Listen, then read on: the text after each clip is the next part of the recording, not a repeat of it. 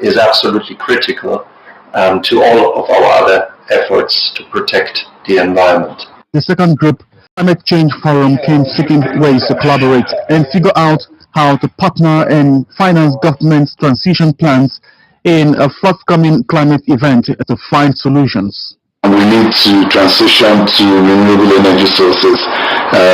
The world is calling us to it, but we need to figure out a way to finance this transition. For the Minister of State for Environment, who welcomed the initiative, says urgent work needs to be done amid the actualization of government's transition plan, as it is not mere paper talk, but the reality, which requires capacity development. If we are able to transit, definitely that we are very determined to cooperate with everybody who can support, can collaborate to ensure that we achieve that. In all of these visits, cooperation and collaboration will be vital and strategic in what these groups came in search of. Charles Alpha, Nta News. Still on climate change. The Climate Change and Development Conference held in Abuja had a far-reaching effect on debt, development, and climate challenges in Nigeria. Charles Alpha once again reports that the Nigerian realities and solutions on debt situation were laid bare by advocates at the conference.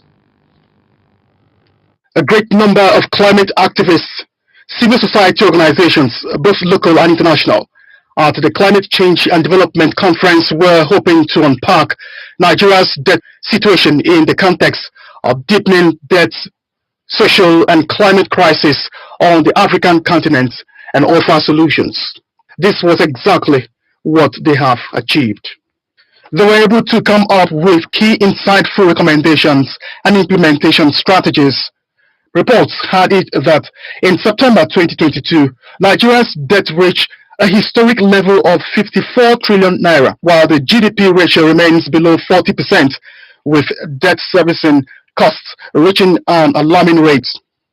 The report also shows that the federal government has spent more than 80% of its revenue on debt servicing. This, the conference said, has changed Nigeria's external debts fundamentally and have made recommendations to rewrite the story. In a communique, the conference recommended that the National Assembly review all legal and institutional framework relevant to debt management. It tasked the Ministry of Finance, Budgets and National Planning to find a way to boost revenue generation and called on Nigeria to reduce its reliance on borrowing, adding that President Bola Tinubu should leverage his position as chair of ECOWAS to influence international financial architecture on climate financing and carbon revenue. Engage China as Nigeria's largest bilateral lender on debt restructuring.